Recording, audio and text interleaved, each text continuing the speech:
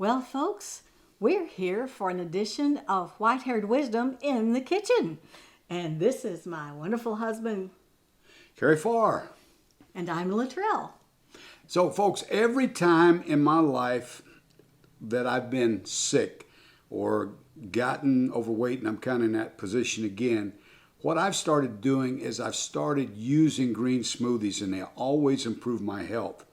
And I learned this basically from people that are involved in the raw food community, because most of us don't get enough greens and vegetables. Doctors tell us that we need 5 servings of fruit and vegetables every day, and very few people do that. Well, one green smoothie trail will give you all of the ingredients you want. And I'm going to show you how to make a delicious green smoothie. I usually put a quart of water in there, so with all of the fruit and vegetables, it gives enough for me to drink almost a quart. And Trail, you usually get what, 8 ounces or so? I do. And this guy has been making me those since we met, and they are delicious. And he has some other good cooking things he does too. Well, you'd never believe that, that greens can be delicious. And that's why, when you make a smoothie, you add the fruit. And we've got a little secret ingredient here. I generally in the morning, I get up and I take, Trail, we've got here the Baby kale. and the baby spinach, right? Mm-hmm. Which is an excellent green with a lot of nutrients. And what I'll usually do is I'll mix about 16 ounces of water, put about a half a pound of greens in there and a tomato, and drink it just like that. And I love the taste of greens, so I can do that. But for those of you that do not or have not acquired a taste of greens, what we normally do is we put about a quart of water into the blender. My trusted helpmeet there will put a quart of water. And then generally we'll add a big handful of greens, because that's what we're all about. Do you mind if I put them all? Put them all, darling.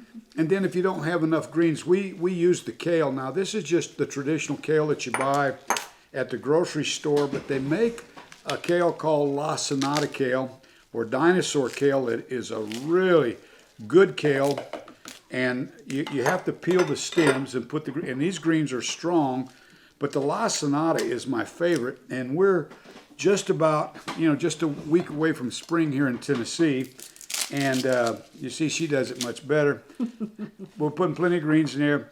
And then we're going to put about a cup of berries. And the reason we're putting berries is berries are, loaded in antioxidants, a lot of fiber. They're sweet, but they don't have a lot of sugar. So we add 1 banana.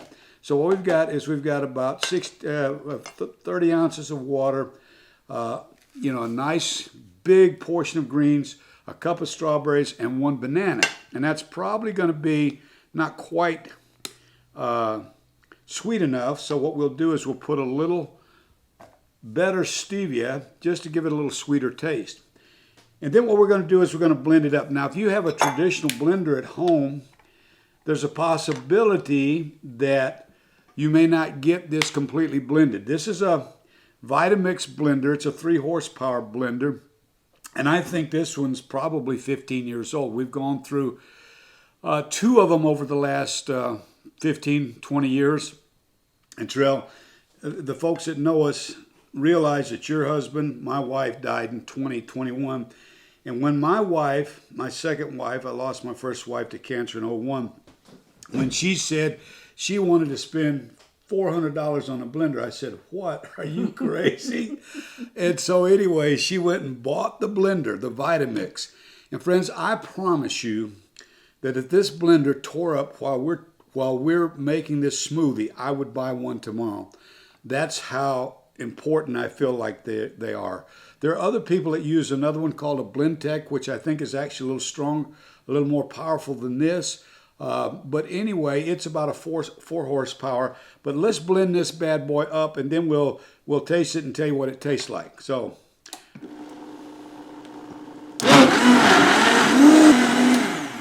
okay, so there you go. Trell can pour some out for us, and we'll give it a shot. We blended it for about 30 seconds, and it pulverizes. You don't want to go all day long blending it, because heat kills the enzymes in food, and that's why when whenever you cook a fruit or vegetable above 117 degrees, it will kill the enzymes. And that's why raw fruit and vegetables are so healthy. Let me see. That is good. Now, since Trell and I are husband and wife, she wouldn't mind drinking from this side, but I'll give her the clean side. Let her tell you.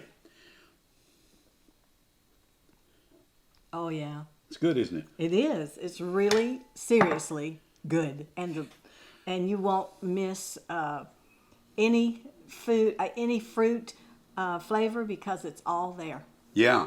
And, you know, these are just an amazing thing to help you with your health. I learned about them, in the early 2000s when my first wife was battling breast cancer. We learned about juicing raw fruits and vegetables as well as blending. And there was a lady by the name of Victoria Botenko who had a Russian family that immigrated to America, 2.5 decades ago. And they were on the standard Russian diet and the standard American diet, and every single one of her family members had horrible health problems, and they became what's called raw foodists. I'm not advocating that you start eating all raw fruits and vegetables, but they became raw foodists and became, champions for green smoothies. And she wrote this book called Green for Life. It's an excellent book on green smoothies and how to make them. So anyway, if you've got some health issues and you'd like to add nutrients to your body without adding a whole lot of calories, I would recommend green smoothies. They're absolutely awesome. They are. All right, so thanks for joining us today. We'll look forward to seeing you again on the next edition of White-Haired Wisdom. Ain't No Doubt.